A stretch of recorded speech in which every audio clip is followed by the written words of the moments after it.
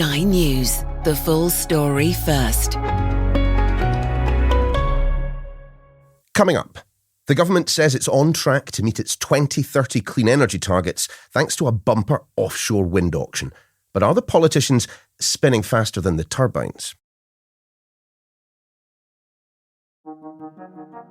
They might not be banging on about it quite as much as they used to, but the government isn't backing away from its promise to have a clean energy grid in place by 2030. A big chunk of that will be wind generated, and the announcement of 8 new offshore wind farms goes some way to achieving it.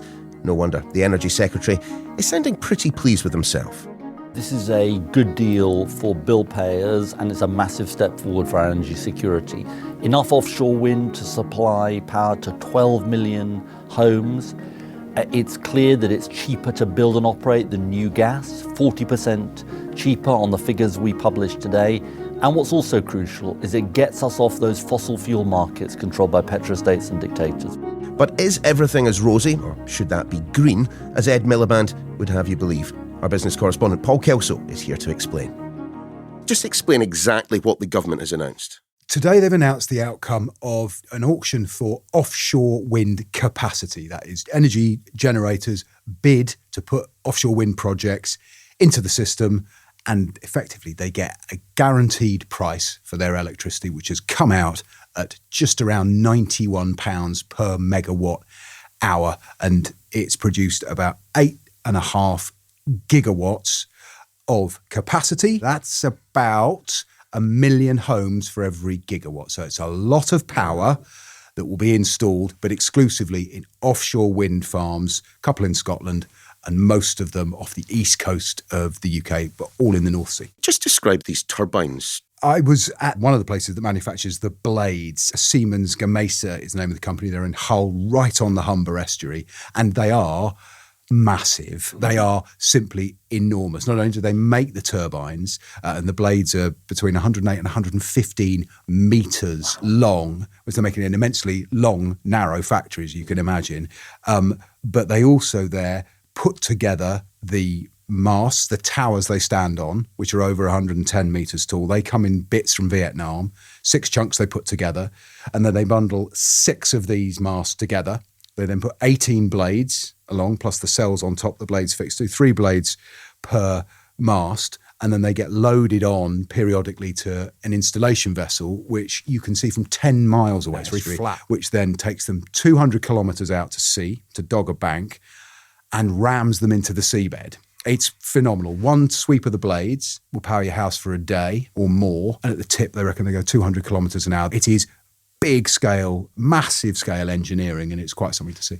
Massive scale business as well. So just explain the auction process. The auction is for what's called a contract for difference. In simple terms, the trick of these is that they offer a guaranteed price to the developer for a fixed number of years, 20 years in this case, up from 15 years. But it also should set a maximum that we as consumers end up paying when it goes into the electricity market. And the way the contract for difference works is it literally makes up the difference. The price agreed today, £91. If the wholesale market for electricity in future, which will include everything, not just wind, but solar power, gas, nuclear, if the price of electricity at which that is sold on the wholesale market is less than that £90, so it's £80, the government, ultimately us as bill payers, top up the developer the £11, so they're not out of pocket. If the wholesale price is £100, the developer pays us the £9 back. So the difference is settled by whoever's benefiting from it. And the government sets a budget as to how much it's willing to commit to paying top-up charges, which will end up on our bills. What it has been very effective at is encouraging companies by subsidising these projects to build all sorts of renewables. And indeed, I mean, there's a nuclear power station that works on this basis. It's been copied around the world, but it is a fixed price for a long time. And all of this relates to the ambition that by 2030, we will have a clean power grid, doesn't it? It does. Labour's target, it's very closely associated with Ed Miliband. It was in their manifesto, 2030 clean power. So they want the electricity grid to be powered by, when they say clean, they mean low carbon, renewable or nuclear. 95% of the power that's on the grid to be from those sources. It's an ambitious target, but it's also a self-imposed one, isn't it? There hasn't been some treaty signed that I've missed or some climate conference communique that's emerged stating that the world will have clean power grids by 2030. I mean, this is just Ed Miliband's pet project. It is Ed Miliband's project, and 2030 is their date. It should be said that there was a very similar target set under Boris Johnson with a slightly longer end date, 2035. But no, this is absolutely an acceleration of a movement to clean power. And this is getting very close now. I mean, we're less than 4 years from 2030. And most analysts and observers have always thought it was somewhere between ambitious and wildly ambitious. Not many people expect it to be absolutely met. But clearly, what the government wants to do is send a signal to the industry to keep these power companies investing in UK renewables. What am I missing here? Because the cost per gigawatt with these new wind farms is more expensive than the average wholesale cost of electricity last year. How does that happen? You're not missing something. That is absolutely right. The wholesale cost of electricity last year was about £83. Remember, that's a wholesale market that includes gas-powered fire stations. It includes everything. And yes, these are more expensive. And that is absolutely the critique that's levelled at this. We're fixing costs for 20 years. How does the government answer that charge? Well, it's not entirely comparing like with like. There are two factors. The most obvious one is that this is the cost of new power sources. This is the cost of building new stuff, and we're comparing it with the wholesale cost of getting stuff that's already built. Remember, of course, for renewables, we pay for the construction of something that essentially doesn't have any fuel costs, no marginal costs because the wind is free. Whereas with a gas-fired power station, it's the other way round. You have relatively low bill costs, but then you have to pay for the fuel. The other fact in here is that it's about the way the price of electricity is set on those wholesale markets. The majority of the time it is set by gas, and it is set by the most expensive unit of gas. And the more renewables you put on, the less exposed we are to gas. And actually what happens, these renewables are dragging down the wholesale cost. There's some data out this week. If you didn't have any renewables, any offshore wind, that wholesale price at £83 would have been more like 120. So it is complicated. It's hard for the consumer to see through it, but both arguments are defensible. I understand that bit, but this isn't the first auction of this type that we have had. And when you compare this auction with previous auctions, I mean, the price of offshore wind is increasing. Absolutely, and it is undeniable. And that is something that Ed Miliband and others have to defend and have to explain. The price of renewables has risen. The cost in comparable prices got as low for a megawatt hour as £52 3 years ago. So low, in fact, that the next year the government put in a reserve price for an auction that was too low and got no bids at all and no capacity. Essentially, what happened is Ukraine happened, the energy crisis happened, inflation happened, supply chain pressure happened, the cost of all the commodities that go into. These are renewables, but they're still based on steel and copper. And the key thing is that the cost of borrowing, interest rates started to rise. And these projects, because they are multi-billion pound projects with long lifespans, they require financing. And the cost of borrowing grew. And that is what has pushed up prices. Despite all of that, I mean, the government, the Secretary of State responsible, all pretty happy with the announcement today. I mean, you've been speaking to Ed Miliband. I have. He had a spring in his step. Ed Miliband, you and I both know, is always very bullish about this. He's accused of ideological madness by his opponents, who can throw some of these numbers we're discussing at him, but he is extremely positive. He thinks this has gone a long way to helping him deliver his target, and he insists it is good for consumers. But along with, these rising costs, there is another fundamental problem when it comes to wind farms. And these are the wind farms that we've already got. I mean, isn't it the case that sometimes we have to pay the providers to switch them off because we don't have the cables big enough to take all the electricity? Yeah, I mean, not just sometimes. Some wind farms, the majority of the time, they are constrained off in the jargon. Let's explain what that means. We are building with this renewable network, we are turning the grid inside out, as someone put it. The grid as we have it today is a relatively small number of power stations. So they were coal and gas and some nuclear, quite close to where people live. And you transmit the electricity from there. But you burn a lot of fossil fuels in the process, or certainly we did. Now we're building a huge amount of renewable capacity, which because one power station produces a lot more, you need a lot more turbines for that. You have to build loads of them, and they're being built a very long way away from where people live. Most of the capacity of renewables is out in the north of Scotland, to the north of England, off the east coast. Most of the demand is in the south. The grid can't transmit all that electricity. So part of the deal is here, when it can't handle that electricity, we compensate the wind farms and say, please don't produce. They get paid because we've got these contracts of difference. So they get paid to switch off. Not only that, but to make up the difference, we often have to ask a gas-fired power station to switch on. Why on earth are we building more of these things then? A very good question. And the answer is, when this first became policy and the direction of the energy transition back in the early 2010s, the decision was made to encourage people to build and then deal with connection later, effectively.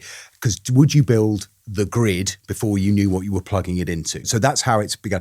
Now, these constraint costs, as they've called, which get added to bills, somewhere between £50 to £100 a year it's costing you as a household, about £1.5 billion last year going on to bills.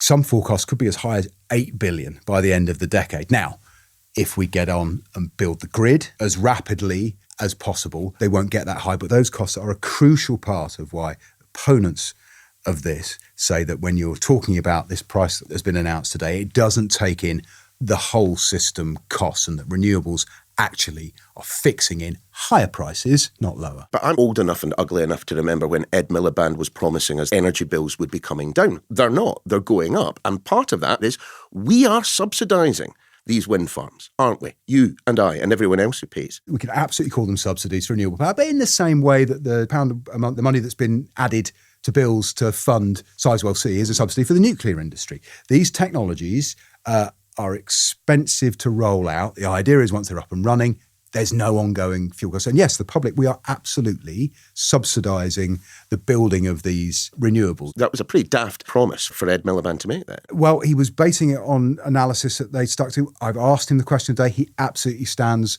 by it. He says 100% bills will fall. Now, they have done something to bring down bills already, but it's got nothing to do with the cost of generating electricity today or in future. They have cut some of the effectively taxes covering social costs, basically helping people who struggle to pay their bills. They've cut some of those. The hard bit for him to deliver is for these prices to fall. And it will become harder if gas falls. And the price of gas, well, the bet would be is that gas is going to remain cheap and perhaps get cheaper. There's lots of supply. People built up supplies after the Ukraine war.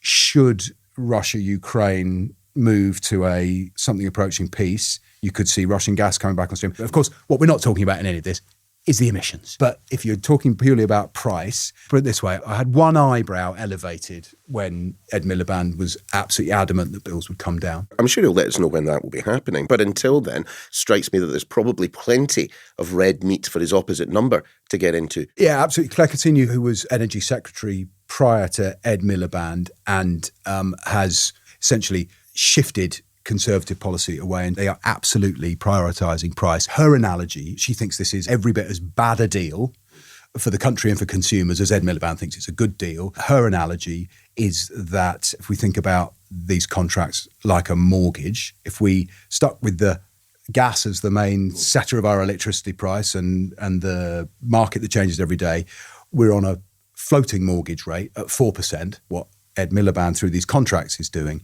is tying us into a 10% mortgage for 20 years. It's a very effective analogy.